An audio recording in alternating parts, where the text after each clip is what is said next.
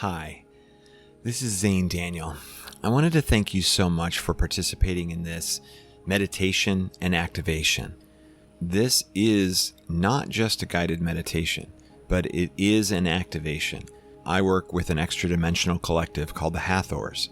They're very powerful, and by listening to the sound of my voice, you're being activated by the Hathors, and then peppered throughout this meditation, you'll receive very specific, targeted energy healing through activations. And how these activations work is I will say, breath in. And when I do, you'll take a nice big deep breath and you'll hold it at the top and you'll wait for me to say the word awaken. And then you can exhale. But it will be loud, so don't be too surprised when it bursts into your ears. This is the signal that will send a high burst of energy to accomplish whatever it is that we're trying to accomplish. And as with all high vibrational energy activations or attunements, it's important for you to know that this can result in a little bit of a recovery period. So don't be surprised if you feel extra tired or extra wide awake. Drink plenty of water after you listen to this. And this recovery period could actually take a couple of days for you to get over. But understand that if you do experience a recovery period, you've gone through quite the transformation. To use the Monday meditations as intended, I invite you to listen to each one all week, every day, until the next Monday meditation releases, and then use that one every day for a week.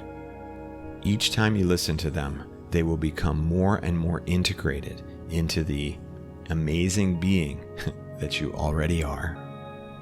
Go ahead and take a nice big deep breath.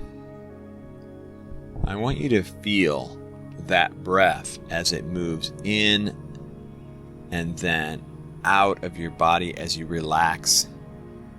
Think about how your breath is a miracle.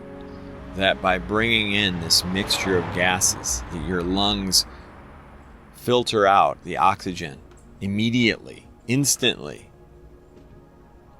and pass it along to your bloodstream to be taken, shuttled all over the rest of your body. And then instantly it expels carbon dioxide, the waste product of that process. And then seconds, minutes, moments, instantly, you're breathing out a completely different mixture of gases. Your body is an incredible factory. But that deep breath also brings about a type of relaxation that you can't get normally. And that's what this Monday meditation is all about. It's truly relaxing. Relaxing from the stress of life, relaxing from worry. So I want you to picture yourself laying down with your arms out wide, and you're supported completely by the softest, most comfortable cloud you could ever imagine. This cloud is floating you above the earth. You're looking up at the bright blue sky, feeling the warmth of the sun. From up here, all those worries and stresses from down below can't get to you. That's what the little people have to worry about. All those little people way down there. But you're up here, where you have everything you need. You have an endless supply of energy and water. You can't be rained on because you're on top of the cloud. You could do this for the rest of your life, and then stresses and worries would be gone.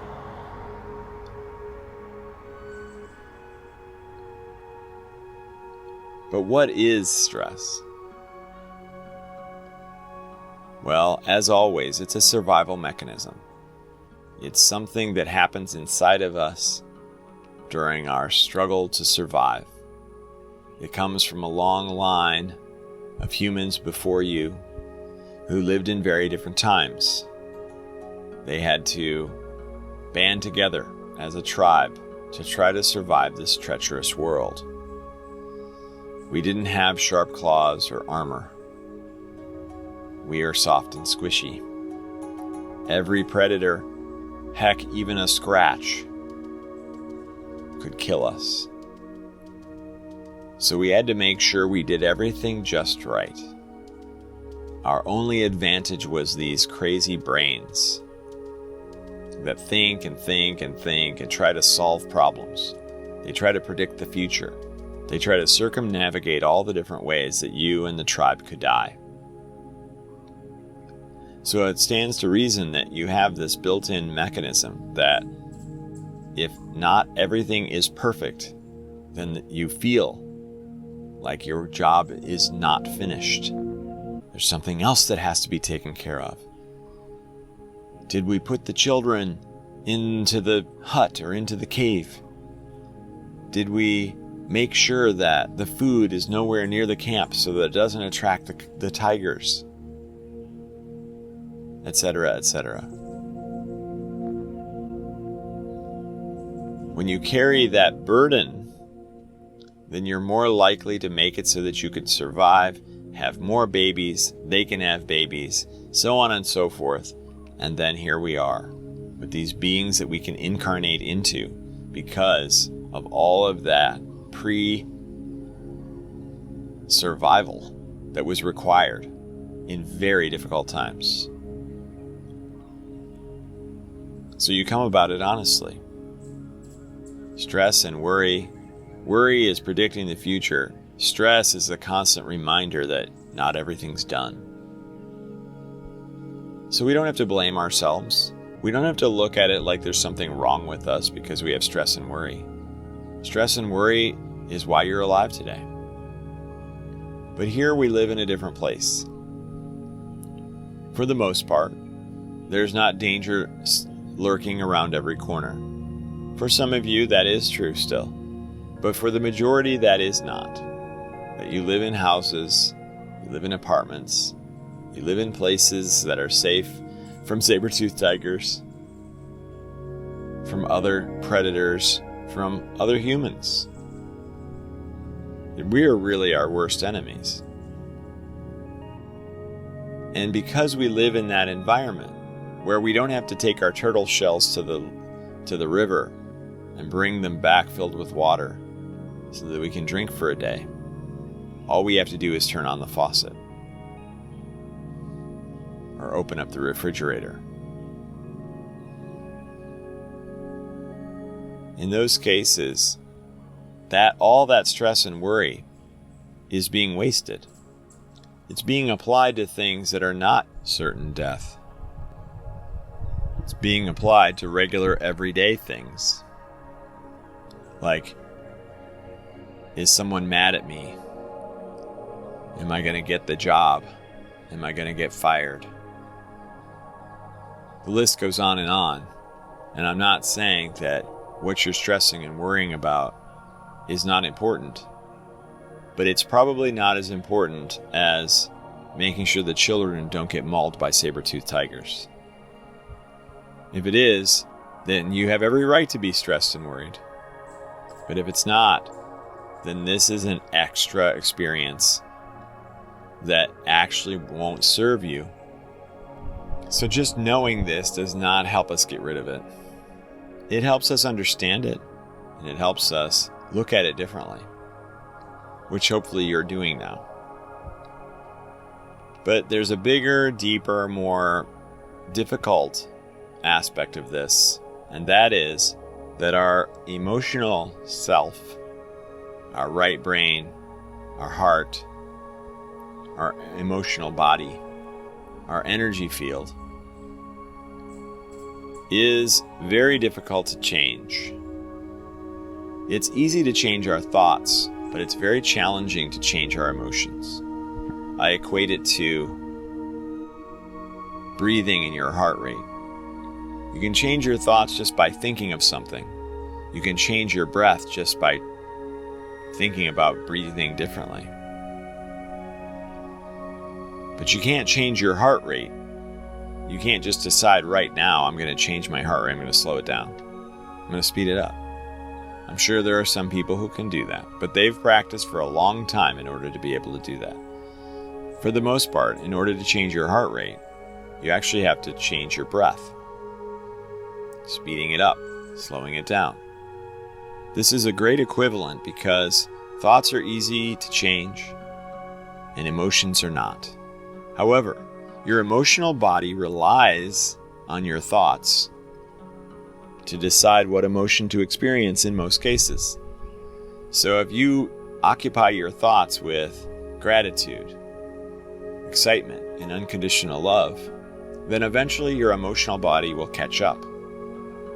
But if you use your emotions to guide your thoughts rather than your thoughts to guide your emotions, then you can go into a perpetual negative cycle where you have the negative emotion, and then because you're having a negative emotion, you think, I've got to solve this problem. I've got to figure this out. I don't understand why I have an emotion like this. Maybe I need to figure it out. Oh, maybe it's because of this terrible thing. Maybe it's because of this terrible thing. Maybe it's because of that terrible thing. If you're doing that, and your emotional side says, hey brain, how should we feel? And you're sitting there thinking of all these terrible things, then the emotional body goes, oh, okay, we should feel fear. We should feel frustration. We should feel worry. We should feel stress. So the first thing we want to do in this process is reduce the amount of worry, the amount of stress that you might be feeling right now. So let's go ahead and do that. Breath in. Oi! Good. Excellent.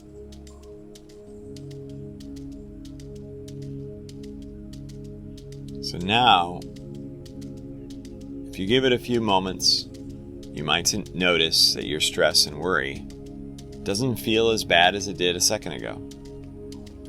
That's because we've retuned you into a different frequency where you are only experiencing, it's still the stress and worry, but it's nowhere near as severe as it was.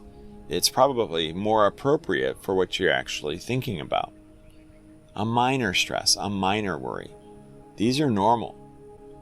And sometimes we get these powerful stress and worries, and we still don't totally know why we're experiencing that.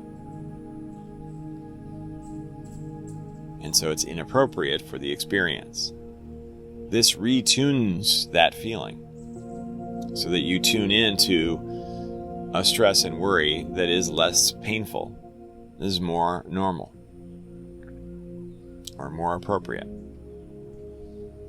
Okay, so now that we've reduced that, we really should start working on thinking of things differently. Can you think of the thing that was stressing and worrying you with gratitude? Can we say, oh, I'm glad I was thinking about those things because it helped me.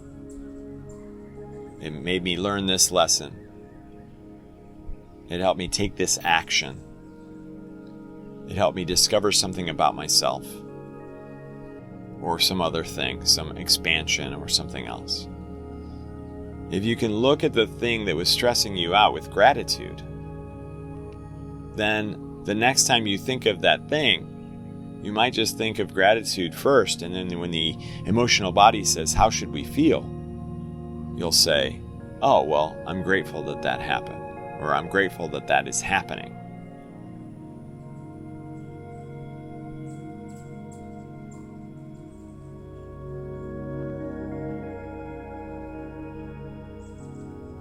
So I want you to take another nice big deep breath and release that stress, that anxiety. And so what we want to do now is replace it with a positive emotion. I think gratitude is a great one. So thinking about the gratitude, the gratefulness that you have over that thought, that experience, that memory, that anticipation, then saying to yourself, it helped me, it will help me, I will gain great benefits, even if I don't know what they are right now. And so I welcome this experience because I know how much it will bring me. Breath in. Oi! Good. So what I just did there was helped your emotional body feel gratitude, the emotion of gratitude. And you can apply that to whatever you want.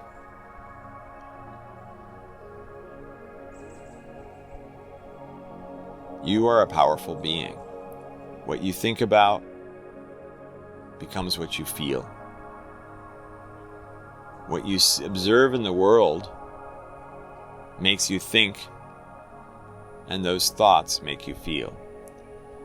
When you can look at the world without negativity, negative thoughts, worries, stresses, anger, disappointment, and have no attachment to it, just observe it as something amazing that's happening, no matter how negative it is, and you can have a positive response to it.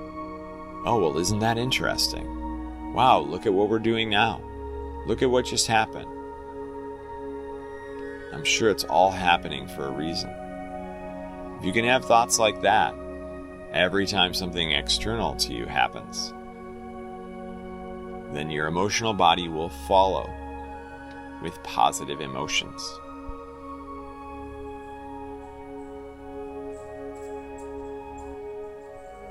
This is one of the biggest keys to happiness, is to trust that everything happens exactly as it is supposed to. And that your stresses and your worries, while could be helpful, could also be unnecessary and unfounded.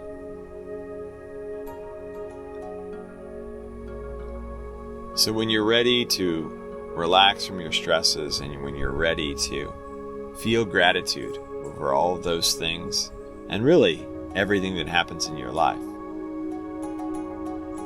then you can open your eyes. I want to thank you so much for participating in this meditation. You can listen to this over and over again, and I would recommend that you do so every day up until the next week. But especially this one, because anytime you feel stressed, you can listen to it again.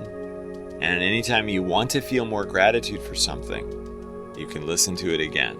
You can even just jump to the gratitude part or jump to the de-stressor part. So thanks again. Please like and comment and subscribe so that more and more people can receive the benefit of these meditations.